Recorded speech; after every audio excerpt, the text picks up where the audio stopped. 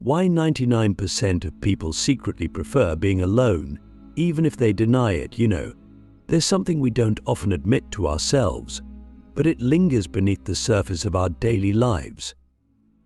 Have you ever noticed how, in the midst of our social obligations, our friendships, and even our most intimate relationships, there's this quiet craving for solitude? It's not something we talk about openly because, well, we're supposed to be social creatures, right?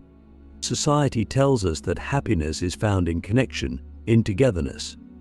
But here's the thing, I believe 99% of people secretly prefer being alone, even if they deny it. Now, that's a bold statement, but let's take a moment to really think about it. We're constantly surrounded by noise, the noise of the world, the noise of other people's expectations, and even the noise of our own thoughts when we're around others. We've been conditioned to believe that being alone is a sign of weakness, or that it's something to be avoided. But what if that's not true? What if, deep down, we seek solitude not because we're antisocial, but because it offers us something profound, something we can't find in the company of others? Let me ask you a question. When was the last time you were truly alone?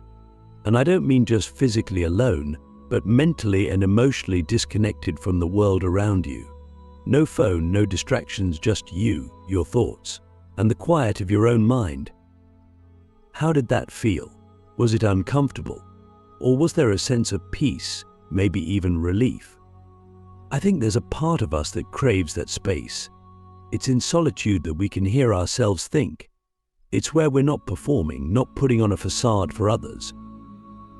When we're alone, we can be honest with ourselves in ways we can't be when we're surrounded by people. And that's powerful. But here's where it gets interesting. Why do so many of us deny it? Why do we cling to the idea that we need others to feel complete, when in reality, solitude is often where we find our truest selves? Now, I'm not saying that relationships aren't important. Of course they are. We're social beings by nature. But think about how often we seek out social interactions not because we want to, but because we feel we have to. We go to parties, we attend meetings, we answer texts, not because we're truly engaged, but because we feel an obligation to be present in the lives of others. Sometimes it's because we fear what people might think if we don't. Other times, it's because we're so used to the noise that silence feels strange, even unsettling. Click subscribe to this channel to get more profound spiritual lesson.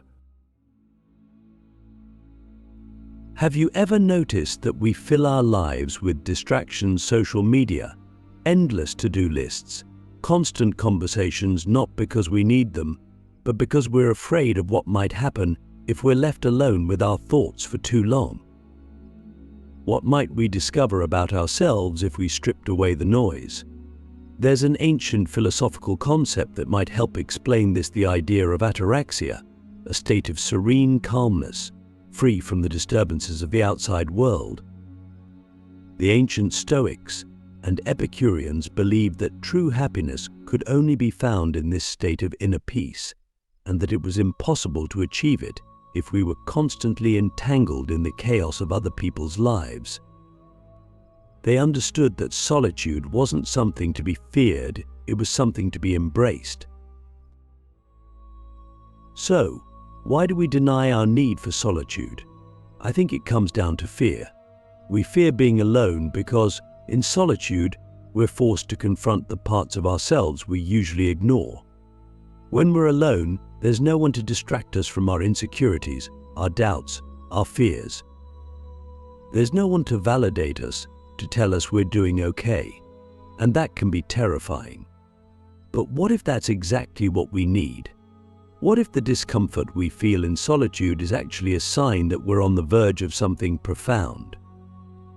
What if, by embracing that discomfort, we could come to a deeper understanding of ourselves? I don't know about you, but I found that some of my most profound moments of clarity have come when I'm alone. It's in those quiet moments that I'm able to reflect on my life, my choices, and my relationships in a way that I simply can't when I'm surrounded by people.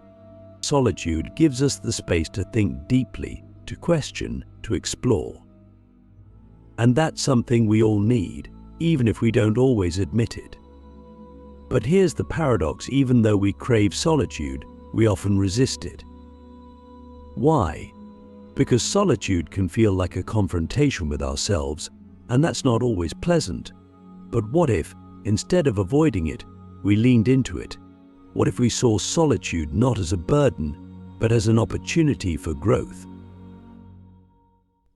The hidden power of embracing solitude. Think about this for a second. When was the last time you truly embraced being alone, without trying to escape it? Most of us run from solitude because we associate it with loneliness. And loneliness, as we know, has a negative connotation. It's seen as something to be avoided at all costs. But solitude is not the same as loneliness. In fact, I would argue that solitude is the antidote to loneliness. When we're alone, we have the unique opportunity to reconnect with ourselves in a way that's impossible when we're constantly surrounded by others. But here's the thing: many of us don't know how to differentiate between solitude and loneliness. Loneliness is the feeling of lacking connection, of wanting to be with others but being unable to. Solitude, on the other hand, is a conscious choice to be alone, a space where we can cultivate a deeper relationship with ourselves. The great philosopher Jean-Paul Sartre once said, "If you're lonely when you're alone, you're in bad company." This quote hits deep. It forces us to ask, why do so many of us feel uncomfortable when we're alone? Why do we constantly need external validation, the presence of others, or distractions to feel okay? Could it be that we haven't learned how to truly enjoy our own company? In solitude, we are faced with the raw, unfiltered version of ourselves. There's no one to impress, no social scripts to follow, no masks to wear. It's just us, and that can be both liberating and terrifying. But if we can learn to sit with that discomfort, if we can learn to be okay with our own thoughts, something profound happens. We start to realize that we don't need others to define our worth. We don't need constant external stimulation to feel alive. We can find meaning, purpose, and fulfillment within ourselves. Let me ask you this: what would happen if you embraced solitude, not as a temporary state, but as a regular practice? What if, instead of filling every quiet moment with distractions, you allowed yourself to simply be? I think this is where the magic happens. In solitude, we can reflect on our lives in a way that's impossible when we're constantly bombarded with the noise of the outside world. And here's where it gets really interesting. Some of the greatest thinkers, artists, and philosophers in history have found their most profound insights in moments of solitude. Think of Henry David Thoreau, who retreated to the woods to live deliberately, to front only the essential facts of life. Or Friedrich Nietzsche, who said, "The individual has always had to struggle to keep from being overwhelmed by the tribe." These figures didn't shy away from solitude, they embraced it. They understood that in order to think deeply, to create, and to understand the world, they needed time away from the crowd. So why don't we do the same? Why do we resist solitude, even when we know it's good for us? Part of the answer lies in our modern world. We live in a society that values constant productivity, connection, and engagement. We're told that if we're not doing something, we're wasting time. We're made to feel guilty for taking time for ourselves, for stepping away from the hustle and bustle of daily life. But here's the truth: solitude isn't a luxury, it's a necessity. It's in those moments of quiet that we can recharge, reflect, and refocus. But I get it, embracing solitude isn't easy. It requires us to confront parts of ourselves that we might not like. It forces us to sit with our thoughts, to face our insecurities, our regrets, and our fears. But what if that's exactly what we need? What if the discomfort we feel in solitude is actually a sign that we're growing, that we're pushing ourselves beyond the superficial and into a deeper understanding of who we are? I want to challenge you. The next time you feel the urge to reach for your phone, to check social media, or to fill your time with meaningless distractions, pause. Ask yourself, what am I avoiding? Why am I so uncomfortable being alone with my thoughts? And then, instead of giving in to the distraction, allow yourself to sit with the discomfort. Let it wash over you. Because here's the thing, the more time you spend in solitude, the more comfortable you become with yourself. And the more comfortable you become with yourself, the less dependent you are on others for your sense of worth and happiness. In fact, I would argue that solitude is the foundation for true independence. When we're comfortable being alone, we're no longer at the mercy of others. We don't need constant validation or approval to feel okay. We can stand on our own, confident in who we are and what we believe. But here's the paradox: the more comfortable we become with being alone, the more meaningful our relationships with others become. When we're not relying on others to fill a void within ourselves, we can approach our relationships from a place of wholeness rather than neediness. We can truly connect with others, not out of desperation, but out of a genuine desire to share our lives with them. So, I want you to think about this. How would your life change if you embraced solitude? What insights might you gain? What fears would you confront?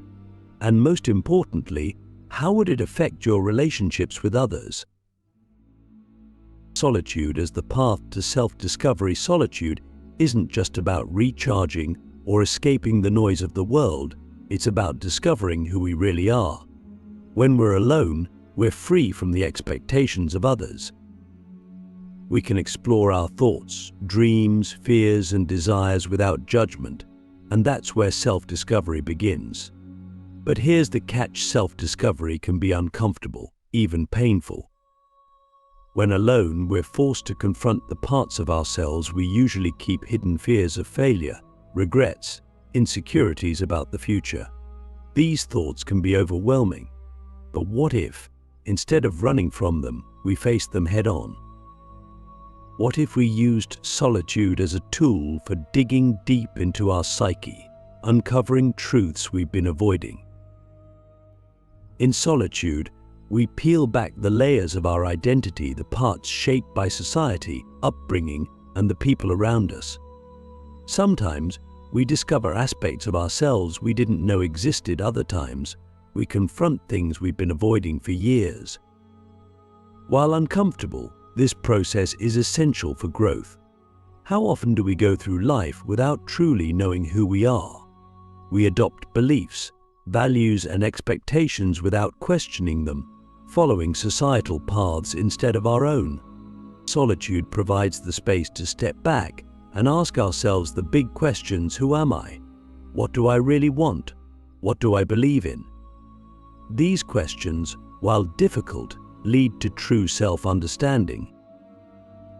When was the last time you really asked yourself these questions? Many of us are so busy keeping up with life's demands that we forget to reflect deeply on ourselves.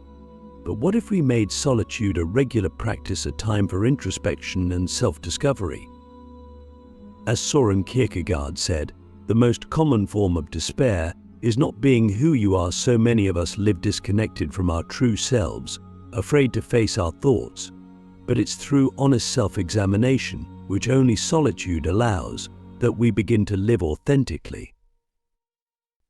Let's be real though, solitude isn't always peaceful. It can bring up anxiety or even despair. Being alone with our thoughts forces us to face parts of ourselves we don't like. But it's in these moments that we grow the most.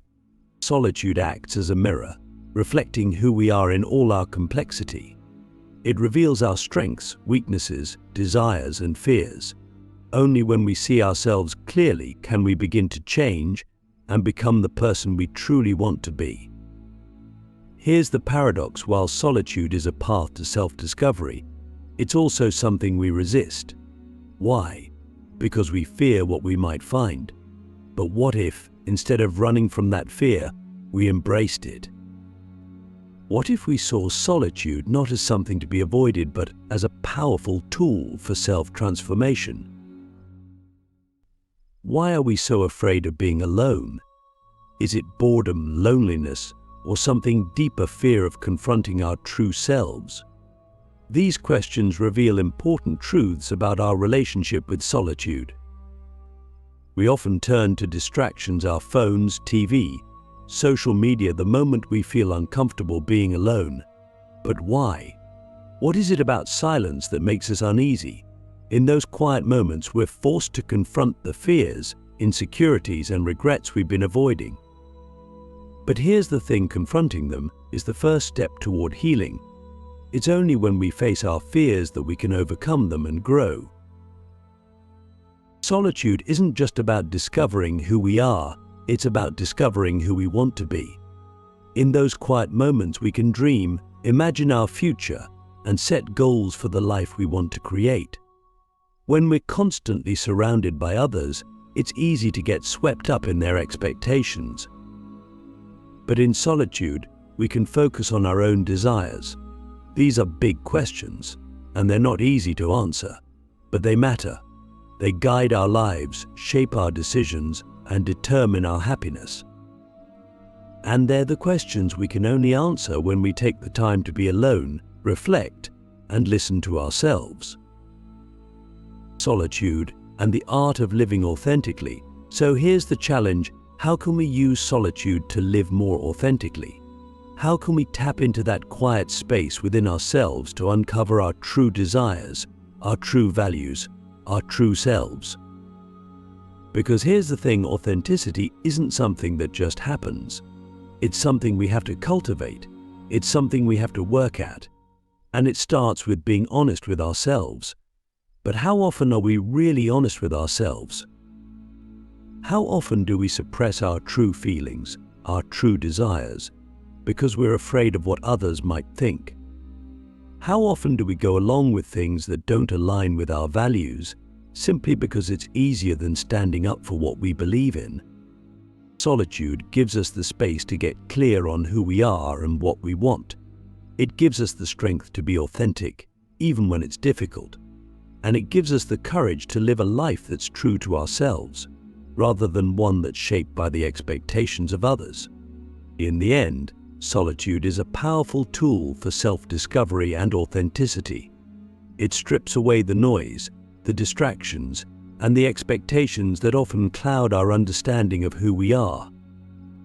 By embracing solitude, we allow ourselves the space to reflect deeply, to confront the parts of ourselves we've been avoiding, and to reconnect with our true desires and values.